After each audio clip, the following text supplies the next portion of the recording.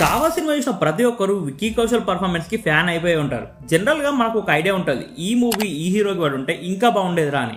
For me నిజం చెప్తున్నా, while watching Chhaava movie Sambhaji Maharaj రోల్లో విక్కీ కౌశల్ ని తప్ప ఇంకా ఎవరిని ఇమాజిన్ చేసుకోలేకపోయా. That is what he is and that is what his acting capability is. ఈ రోజు ఈ వీడియోలో విక్కీ కౌశల్ ఈ రేంజ్ కి ఎలా వచ్చాడు అనేది డిస్కస్ చేద్దాం.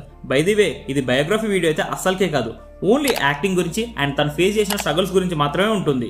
దానికన్నా ముందు మీరు మన ఛానల్ ని సబ్స్క్రైబ్ చేసుకోకపోతే ప్లీజ్ డు సబ్స్క్రైబ్. ఇక లేట్ చేయకుండా వీడియోలోకి అయితే వెళ్ళిపోదాం. విక్కీ కౌశల్ వాళ్ళ ఫాదర్ బాలీవుడ్ లో యాక్షన్ డైరెక్టర్ అండ్ వాళ్ళ ఇంట్లో కూడా మంచి సపోర్ట్ ఉండేది. విక్కీ కౌశల్ కూడా అందరిలానే బీటెక్ చేశాడు అండ్ సాఫ్ట్వేర్ కంపెనీలో జాబ్ చేశాడు. బట్ విక్కీ కౌశల్ కి ఇవేవి కూడా అంత హ్యాపీనెస్ ని ఇవ్వలేకపోయాయి. వెంటనే జాబ్ ని క్విట్ చేసి ప్యాషన్ ని ఫాలో అవుదామని ఇండస్ట్రీలోకి అయితే వచ్చాడు. విక్కీ కౌశల్ ది ఫిల్మీ బ్యాక్గ్రౌండ్ అయినా కూడా అంత ఈజీగా ఛాన్సెస్ అయితే ఏం రాలేదు. దాని వెనుక చాలా పెద్ద కష్టమే ఉంది. విక్కీ కౌశల్ మూవీస్ లోకి వచ్చింది 2010లో, but perfect recognition India wide గా వచ్చింది 2025లో.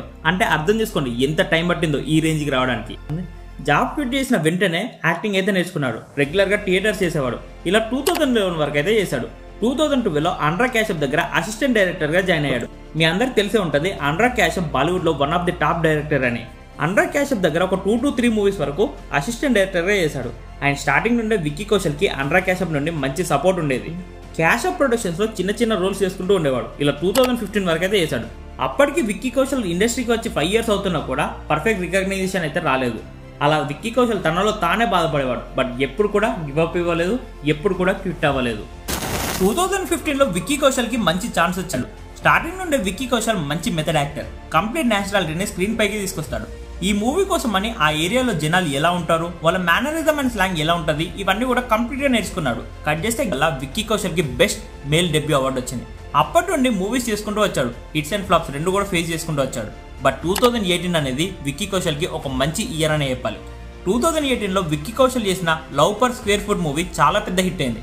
అండ్ నెట్ఫ్లిక్స్ ప్రొడ్యూస్ చేసిన ఫస్ట్ ఇండియన్ ఫిల్మ్ కూడా ఇదే.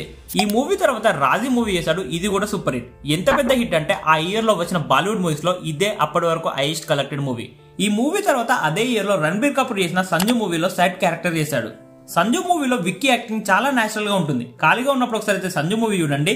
ఇది సంజయ్ దత్ లైఫ్ ఇన్సూరెన్స్ ని బేస్ చేసుకొని తీసిన movie. You will definitely like it. Ranbir Kapoor లాంటి స్టార్ హీరోని కూడా కొన్ని సీన్స్ లో కంప్లీట్ గా విక్కీ కౌశల్ అయితే డామినేట్ చేశాడు. అండ్ 2018లో బాలీవుడ్ లో వచ్చిన హైయెస్ట్ కలెక్టెడ్ మూవీ సంజు అయితే, and second highest Raji movie.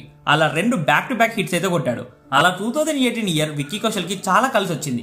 ఇక 2019 ఇయర్ అయితే విక్కీ కౌశల్ కి గోల్డెన్ ఇయర్ అనే చెప్పాలి. 2019లో విక్కీ కౌశల్ చేసిన యూరి ది సర్జికల్ స్ట్రైక్ ఎంత పెద్ద హిట్ మీ అందరికి తెలుసు. ఆ మూవీ కోసం అని Vicky Kaushal 6 months military training తీసుకున్నాడంటే విక్కీ కౌశల్ డెడికేషన్ లెవెల్స్ అర్థం చేసుకోండి. ఈ మూవీ చేస్తుంటే విక్కీ కౌశల్ కి హ్యాండ్ ఇంజరీ కూడా అయింది. బట్ ఎక్కడ కూడా కాంప్రమైజ్ అవ్వలేదు. మళ్ళీ ఫిట్ అయ్యాక మూవీ చేశాడు. కట్ చేస్తే ఈసారి ఏకంగా నేషనల్ అవార్డే కొట్టాడు. 2021లో సర్దార్ ఉద్దమ్ మూవీ చేశారు. బట్ కోవిడ్ కారణంగా మూవీ ఓటీటీ రిలీజ్ అయింది. ఇది freedom fighter Udham Singh biopic.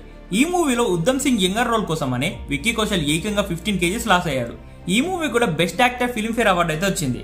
2023లో వచ్చిన almost Pyaar with DJ Mohabbat movie దారుణమైన ఫెయిల్యూర్ చూసింది. జస్ట్ 25 lakhs మాత్రమే కలెక్షన్స్ వచ్చాయి. 25 lakhs అంటే అర్థం చేసుకోండి మూవీ ఎంత దారుణంగా ఫ్లాప్ అయిందో. నెక్స్ట్ మూవీ జర హట్కే జర బచ్కే బిగ్గెస్ట్ హిట్ అయింది. 100 కోట్ల వరకు అయితే కలెక్ట్ చేసింది. నెక్స్ట్ వచ్చిన గ్రేట్ ఇండియన్ ఫిల్మ్ 40 కోట్లు పెట్టి తీస్తే జస్ట్ 5 కోట్లు మాత్రమే వసూలు చేసింది. మళ్ళీ అదే ఇయర్ లో బిగ్గెస్ట్ డిజాస్టర్ అయితే చూశాడు. ఈసారి ఎక్కడైతే కోల్పోయాడో అదే ఇయర్ లో వచ్చిన శామ్ బహదూర్ పెద్ద హిట్ అయింది. ఏకంగా 128 కోట్లు అయితే కలెక్ట్ చేసి డబల్ బ్లాక్ బస్టర్ అయింది. నెక్స్ట్ షారుఖ్ ఖాన్ మూవీ అయిన డంకీ మూవీలో సైడ్ రోల్ చేసి ఫిల్మ్ఫేర్ అవార్డు అయితే తీసుకున్నాడు.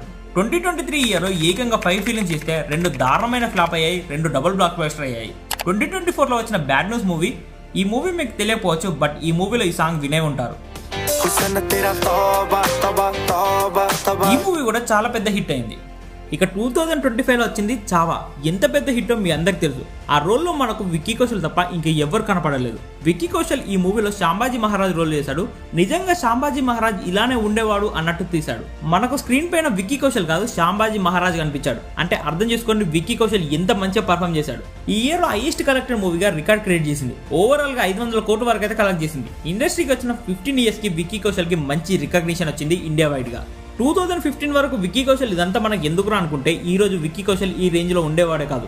ఎక్కడ కూడా గివ్ అప్ ఇవ్వకుండా ఈ రోజు ఈ స్టేజ్ వరకు అయితే వచ్చాడు. ఇక next movie love and war. ఇది ప్రజెంట్ అండర్ మేకింగ్ లో ఉంది. దీంట్లో రణబీర్ కపూర్ ఇంకా విక్కీ కౌశల్ లీడ్ రోల్స్ లో చేస్తున్నారు, ఎలాంగ్ విత్ ఆలియా భట్. ఈ మూవీకి కలెక్షన్స్ ఏ రేంజ్లో వస్తాయో మీ ఊహకే వదిలేస్తున్నా. ఇది guys Vicky Kaushal success journey. మన ఛానల్ని సబ్స్క్రైబ్ చేసుకోకపోతే సబ్స్క్రైబ్ చేసుకోండి అండ్ నెక్స్ట్ వీడియో కోసం అయితే వెయిట్ చేయండి అండ్ నోటిఫికేషన్స్ ఆన్లో పెట్టుకోండి. Thank you for watching. By by.